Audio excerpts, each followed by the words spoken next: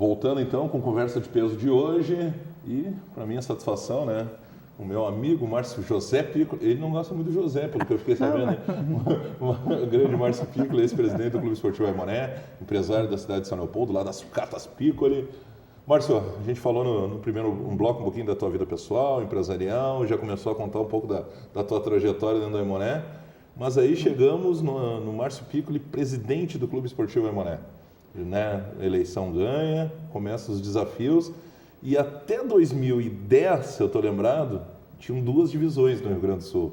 E 2011, no primeiro ano de mandato do Márcio Piccoli, entra a 3ª divisão e pelo menos, né, não a terceira ainda formatada, mas como os clubes que caíssem na divisão de acesso, na 2ª divisão, teria a 3ª divisão.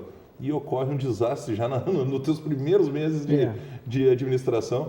Felizmente eu não estava ainda. Fiquei bem claro, nessa parte eu não participei. Não, mas foi um momento difícil, né? Sem brincadeira. Foi um momento muito difícil, porque tu entra tentando fazer da melhor maneira, trabalhando muito, né? Vinha com aquela ideia de renovação. Exatamente, mas ali se via a realidade, né, Jário? Nos primeiros dias, a gente começou a contabilizar dívidas, né? Antigas, né? E não tinha como fazer futebol com uma folha de pagamento. A nossa folha girava ali entre 30 e 35 mil. Você imagina se fazer futebol com isso? Meu Deus. Né? E sem falar... Sim, pensar num grupo de 20 e poucos jogadores, cada um, os que mais ganhavam, ganhavam R$1.500, muito. Essa era a nossa receita. E sem falar que era um clube desacreditado, né, com as portas fechadas para a comunidade, na parte... A parte social do clube não existia, né? Não existia e também nós não tínhamos crédito para nada. O Aimoré não tinha perdido crédito, né? É verdade. Então era muito difícil, a gente não tinha nada para trabalhar. E uma das nossas primeiras aquisições foi um trator, uma máquina de cortar grama e uma roçadeira, 0, né? Que nós buscamos, eu e o Nelson, compramos essa máquina, porque não se tinha nenhum material para te trabalhar dentro do clube. Né? Essa era a realidade. Gelo para os jogadores, se tu não pagava à vista, tu não tinha o gelo para fazer, né? Então a gente começou assim, quitando dívidas antigas e foi por isso, né? A gente teve que fazer um time dentro daquela realidade. Claro. E como veio a 3ª divisão, os outros clubes automaticamente se fortaleceram para que não, né? Até porque já tinha uma estrutura melhor, né? Exatamente, já vinham, né? E para que não caíssem. E a gente fez um futebol dentro da realidade, para não ter mais endividamento no clube, né? Sem dúvida. Claro que o torcedor aimoresista, muitos pelo menos, eles têm ojeriza, né? Um pavor de falar no nome de Círio Quadros comandando o Aimoré. Mas no momento que foi contratado o Círio Quadros, eu ainda não era assessor de imprensa, mas acompanhava o Aimoré como torcedor, eu não lembro de ter tido uma crítica sobre o nome do Círio Quadros. Depois ocorreu todo, né, a tragédia da queda, mas você hoje, se voltasse lá no ano de 2011 como presidente do Aimoré assumindo pela primeira vez, você teria contratado o Círio Quadros? Acho que para aquele momento foi o nome correto, pelo menos a tentativa correta? É que na época o Círio Quadros fez um ótimo trabalho no Sapucaense. Sim, né? Ele tinha subido para a primeira divisão. Subiu para a primeira divisão, o Sapucaense também com uma folha baixíssima, né? Ele de um limão ele fez uma limonada.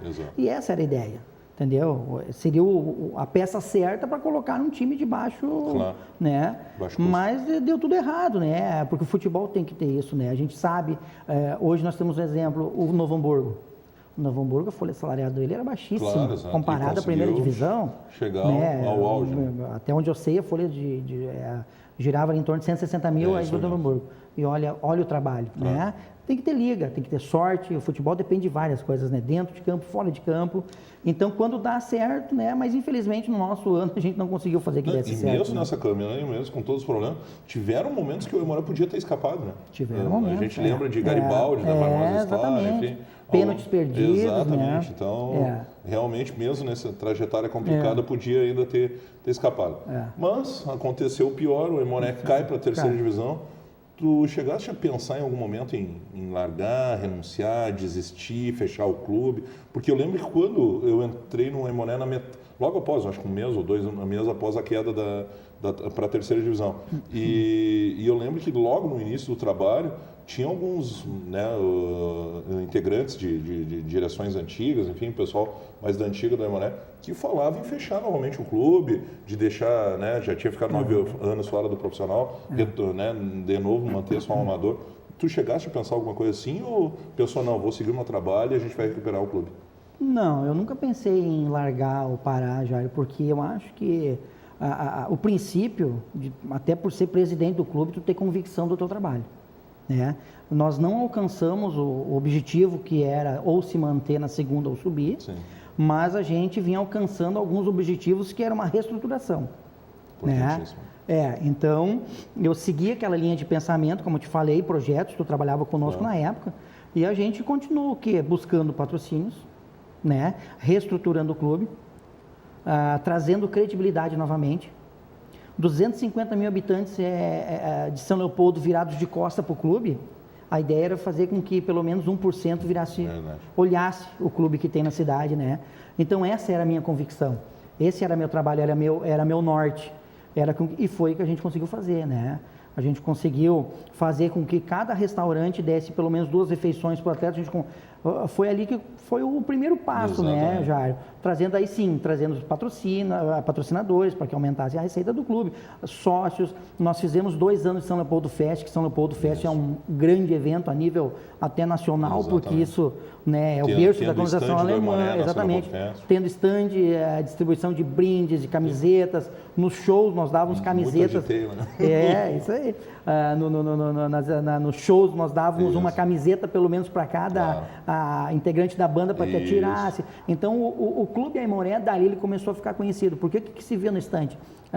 E não vou dizer jovens ali, abaixo de 20 anos, mas pessoas até com 30 anos não sabiam aonde era o Cristo Rei. É verdade. As pessoas não sabiam onde era o estádio do Aimoré em São Leopoldo. Eu lembro que logo que eu entrei para a assessoria do Aimoré, tinha amigos, enfim, mas o Aimoré está jogando, o Aimoré não tinha parado, ou seja, o Aimoré já fazia 5 anos que tinha voltado ao profissional e muitos nem sabiam que o Aimoré estava em atividade. Exatamente, então eu acho que a primeira foi divulgação, né?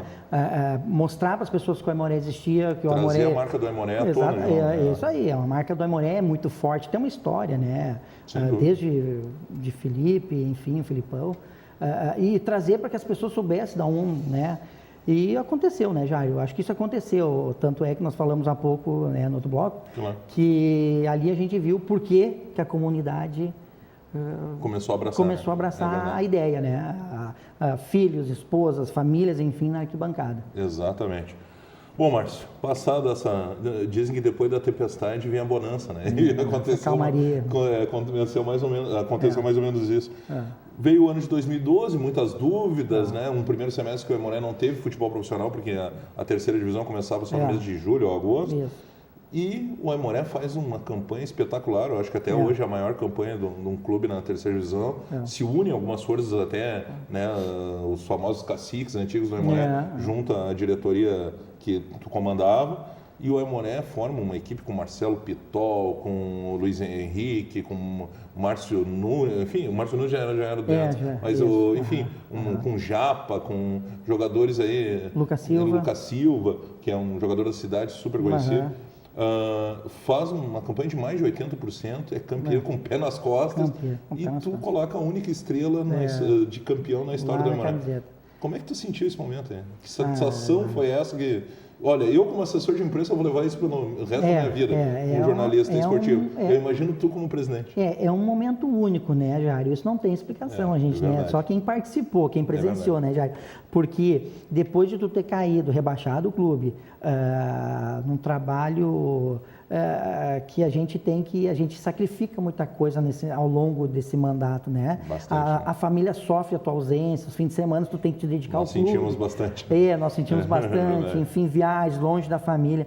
Isso não é fácil para nós, né? Então, o resultado da gente chegar lá com o pé nas costas, uma rodada antes praticamente é campeão, né, da segundona, da divisão de acesso, isso foi muito gratificante. Isso foi assim aquela sensação de do projeto ali, tudo realizado, a gente conseguiu chegar lá, dar um título para o Aimoré que não tinha até então, a gente vivia dizendo que nós éramos vice-campeão gaúcho de 50 anos atrás, que é muito triste, né, que vice no futebol não leva nada, né, e a gente conseguiu ser campeão. E até mesmo os acessos anteriores, o Aimoré sempre tinha subido como vice, né? Sempre como vice, nunca exatamente, nunca como campeão.